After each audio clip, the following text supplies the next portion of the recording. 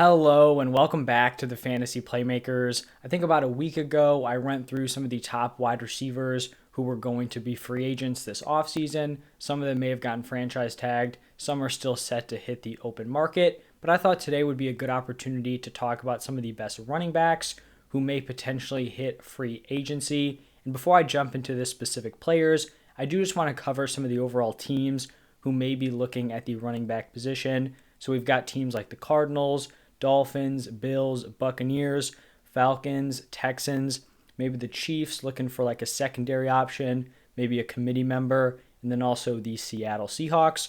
So when I went through the wide receiver landing spots, there really weren't a ton of top options. I feel like the teams were not super solid, not great quarterbacks. I think a lot of these teams would be really, really solid landing spots for these running backs. And I think, landing spot is going to be very, very important because if you're one of these running backs and you're going to a team where you can operate as the workhorse, that could put you up as like a high-end RB2. But if you sign on a team that's known for using a committee, that can just totally tank your value. So I do think just like the NFL draft with draft capital, landing spot is going to be very important, especially with the NFL shifting to more committee-style backfields. But let's get into probably the consensus number one free agent running back, and that is going to be a Leonard Fournette. I view him as the number one option heading into free agency. I don't think, he's like a top 10 running back skill-wise, but for fantasy, he has shown the ability that he can carry a workhorse workload while also being a really solid receiver out of the backfield. He really had a career resurgence signing with the Bucs back in 2020. He wasn't super involved in the regular season, but then Rojo was banged up heading into the playoffs, and he absolutely dominated in their 2020 Super Bowl run, and then just continued that basically all the way through the 2021 season.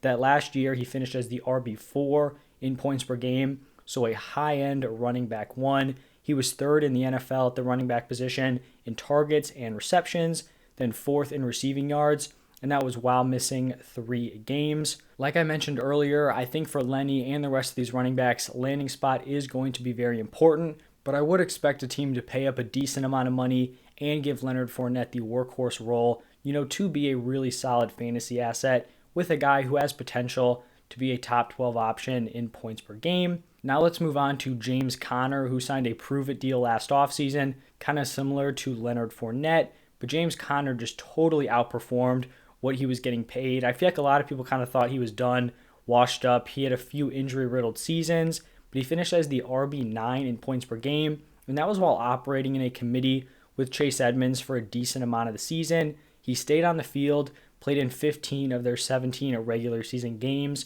and scored 18 total touchdowns. When both Conner and Chase Edmonds were healthy, James Conner was definitely more of like the early down back, the goal line option, whereas Edmonds was getting a lot of the third down work, getting the opportunity to be the receiving back. But if James Conner is given an opportunity with another team, or even the Cardinals, if they do not retain Chase Edmonds, I do think James Conner could be a capable 3-down back at the NFL level. Maybe the concern is the workload. Can he handle, that many hits over a season? But just like skill for skill, when given the opportunity in the receiving game, he excelled in 2021. He actually caught 37 of his 39 total targets for 375 yards, and then got into the end zone 3 times on those 37 receptions. So just really solid, 2021 bounce back year for James Conner. Now let's shift over to Melvin Gordon, who honestly had a really solid under the radar 2021 season. He was definitely overshadowed by Javonte Williams because obviously Williams is the young stud. People wanted him to take over, be the workhorse for the Broncos, but Melvin Gordon proved that he still has some juice left in the tank. He rushed for 919 yards, caught 28 passes for 213 yards and 10 total touchdowns. I feel like probably for all parties, it would be best for Melvin Gordon to move on, at least for fantasy. That would get him out of a committee with Javonte Williams. He could potentially be the workhorse somewhere else. Javonte would be the workhorse in Denver, but I do think there's a chance they bring him back. I feel like Javonte is being valued as if he's guaranteed to be the workhorse heading into the 2022 season. I don't really think that's a guarantee. I could see them wanting to operate a committee. The question is, does Melvin Gordon want to kind of jump back in and be the RB2 on that roster? So something we're just going to have to wait and see. I just talked about his kind of backfield mate one player ago. The next guy is Chase Edmonds, the second half of that Cardinals backfield. When Edmonds was healthy, he operated as their receiving back. He was a solid producer both in the air and on the ground. Really, the only problem is he struggled to get into the end zone, only scored twice in 12 games. Obviously, when James Conner scoring 18 touchdowns in 15 games, there's not going to be a ton of opportunities for Chase Edmonds. I don't really see a team handing a 3-down workload to Chase Edmonds. He's just not that prototypical 3-down NFL back, but I do think he has a solid floor because at worst, he is going to be a really solid receiving back on a team. So landing spot could definitely play a factor here. If he's able to get 40% of the carries plus the third down work, I think he could be a solid, like fringe running back 2 option. Next up, it's going to be Cordarrelle Patterson, who I think had one of the latest career breakouts that I can really think of. The Falcons offense basically struggled everywhere. They were not a good team, but the one area they really excelled in was finally figuring out how to utilize Cordarrelle Patterson. He was a threat through the air and on the ground.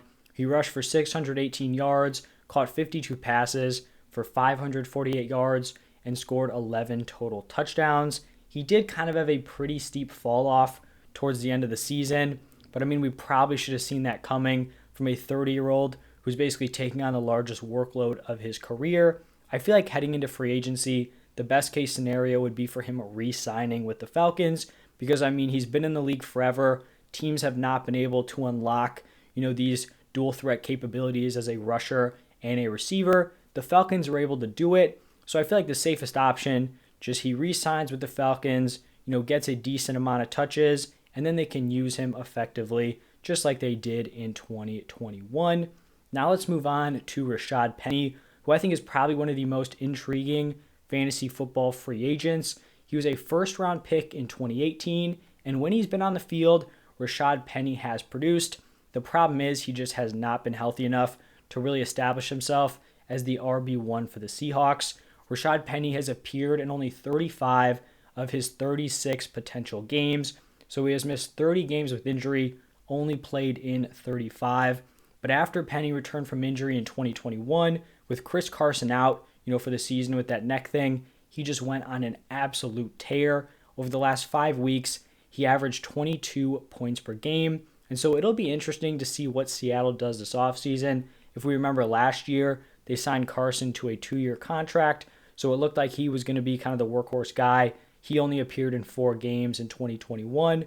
So if the Seahawks do retain Penny, I wouldn't be surprised if he operates as the RB1, but I could also see it kind of playing out as a committee with limited upside because Seattle doesn't really get these guys super involved in the receiving game. So, maybe they move on from Carson, release him. Not really sure how that cap situation is going to work out.